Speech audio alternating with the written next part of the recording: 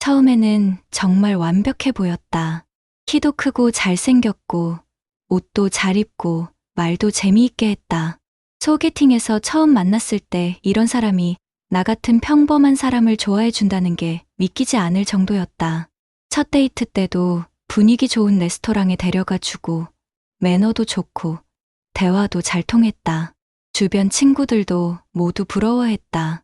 정말 좋은 사람 만났다고, 이번엔 잘 될 것 같다고 했다. 하지만 사귄 지 한 달쯤 지나면서 뭔가 이상한 점들이 보이기 시작했다. 처음에는 사소한 것들이었다. 내가 새로 산 옷을 입고 나갔을 때였다.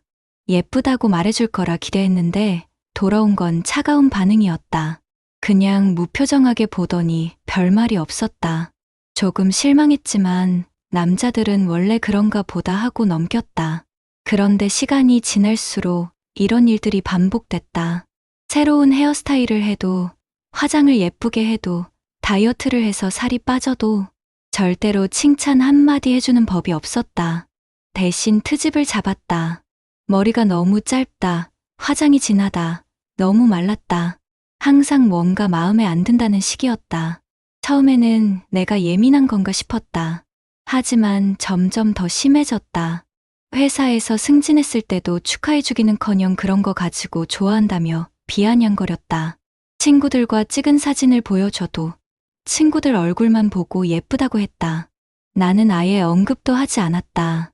정말 충격적이었던 순간이 있다. 대학교 동창회에 함께 갔을 때였다. 다른 커플들은 서로를 자랑스러워하며 소개하는데 그는 나를 소개할 때 정말 시큰둥했다. 심지어 동창들이 나를 예쁘다고 칭찬해주니까 어색한 웃음만 짓더니 다른 화제로 넘어갔다. 집에 오는 길에 물어봤다. 왜 그렇게 반응했냐고. 그때 돌아온 답변이 정말 충격적이었다. 너를 너무 띄워주면 우쭐해질까 봐 그런다고 했다. 칭찬해봤자 더 노력하지도 않을 거라고 했다. 그 순간 정말 기가 막혔다. 하지만 어리석게도 그 말을 믿었다. 아, 그래, 나를 더 발전시키려고 그런 거구나. 나를 사랑하기 때문에 엄격한 거구나. 지금 생각해보면 정말 바보 같은 생각이었다. 그때부터 더 심해졌다. 내가 요리를 해주면 간이 짜다, 밍겁다. 청소를 해놔도 구석진데 먼지 있다고 지적했다. 화장을 안 하고 나가면 관리 안 한다고 했고, 화장을 하면 가식적이라고 했다. 정말 이율배반적이었다. 뭘 해도 만족하는 법이 없었다. 친구들은 왜 그런 사람과 사귀냐고 물었다. 하지만 나는 변명했다. 그 사람은 완벽주의자라서 그런 거라고. 나를 더 좋은 사람으로 만들어주려고 하는 거라고. 점점 자신감이 떨어지기 시작했다. 거울을 봐도 예전 같지 않았다. 뭔가 부족해 보이고 매력 없어 보였다. 친구들이 예쁘다고 해줘도 믿어지지 않았다. 그 사람이 인정해주지 않으니까 다른 사람들 말은 위로로 들렸다. 회사에서도 위축되기 시작했다. 발표할 때도 자신감이 없어졌고 새로운 아이디어를 제시하는 것도 두려웠다. 혹시 또 누군가 나를 비판하면 어떻게 하나 하는 생각이 들었다. 밤에는 잠이 잘 오지 않았다. 하루 종일 그 사람이 한 말들이 머릿속을 맴돌았다. 내가 정말 그렇게 부족한 사람일까? 내가 너무 예민하게 받아들이는 걸까?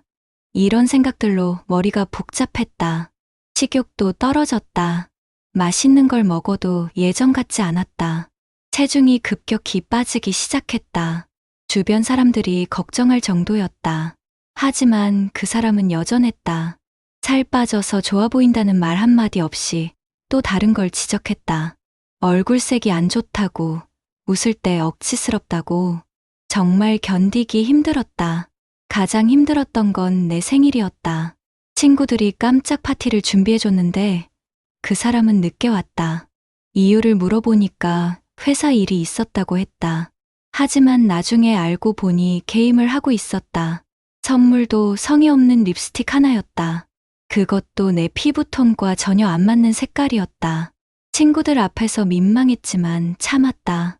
집에 와서 왜 그랬냐고 물었더니 돌아온 답변이 또 충격적이었다. 생일이라고 특별 대우 받으려고 하냐고 했다. 사회에 나가면 그런 거 신경 써주는 사람 없다고 했다.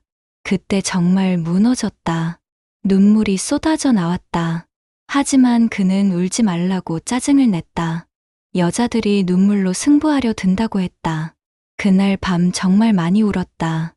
이런 관계가 정상적인 건가? 사랑이 이런 건가? 하지만 헤어지는 것도 무서웠다. 이 사람 없으면 나는 아무것도 할 수 없는 사람인 것 같았다. 그동안 나를 이렇게 깎아내렸으니 다른 사람이 날 좋아할 리 없다고 생각했다. 6개월쯤 지났을 때 회사에서 문제가 생겼다. 중요한 프레젠테이션에서 실수를 했다.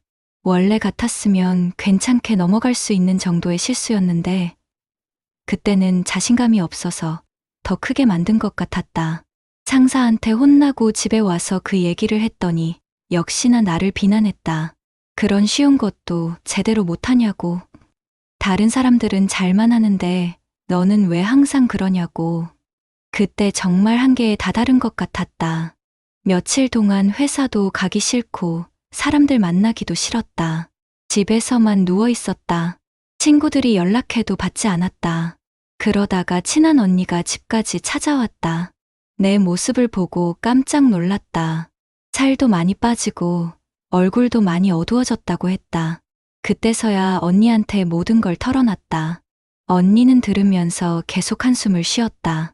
그리고 한마디 했다. 그건 사랑이 아니라 학대라고.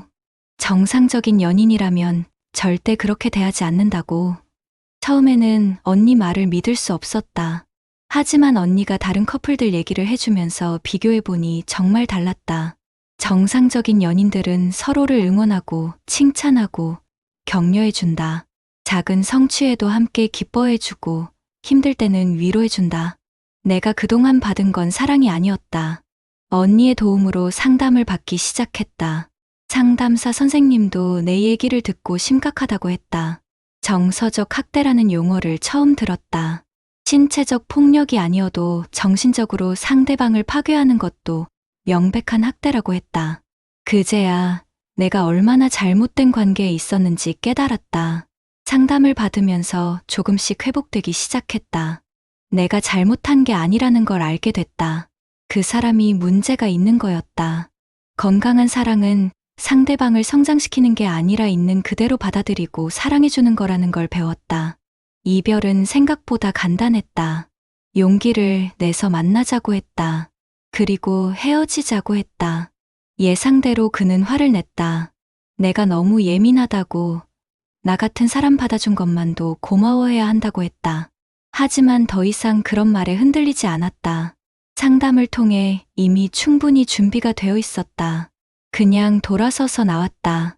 연락도 다 차단했다. 처음 몇 주는 힘들었다. 오랫동안 습관이 된 게 있었다. 뭔가 할 때마다 그 사람이 뭐라고 할지 먼저 생각하는 습관. 그런 것들을 하나씩 고쳐나가는데 시간이 걸렸다. 하지만 점점 나아졌다. 친구들과 만날 때도 예전처럼 웃을 수 있게 됐다.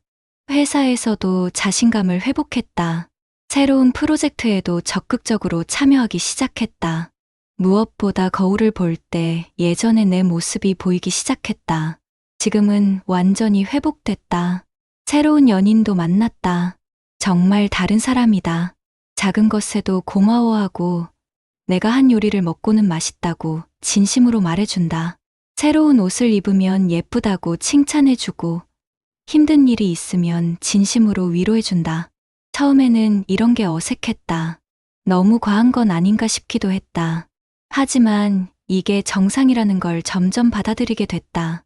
사랑은 상대방을 깎아내리는 게 아니라 북돋아주는 것이다. 함께 있을 때 더 나은 사람이 된 것 같은 느낌을 주는 것이다.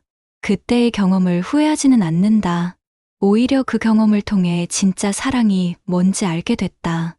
지금 이 글을 쓰는 이유는 혹시 나와 비슷한 상황에 있는 사람들에게 도움이 되고 싶어서다. 연인이 절대 칭찬해주지 않고 비난만 한다면 그건 사랑이 아니다. 상대방을 위한다는 핑계로 계속 깎아내린다면 그건 정서적 학대다. 사랑하는 사람 앞에서는 자신감이 생겨야 한다. 움츠러들고 위축되는 게 아니라 더 당당해져야 한다. 만약 연애 때문에 우울해지고 자존감이 떨어진다면 그 관계를 다시 생각해 보길 바란다. 혼자서는 어려우니까 주변 사람들이나 전문가의 도움을 받아도 된다. 나도 언니와 상담사의 도움이 없었다면 그 관계에서 벗어나지 못했을 것이다. 지금 누군가 나를 사랑한다는 이유로 나를 아프게 한다면 그건 사랑이 아니다. 진짜 사랑은 상대방을 행복하게 만드는 것이다. 여러분도 모두 그런 사랑을 받을 자격이 있다.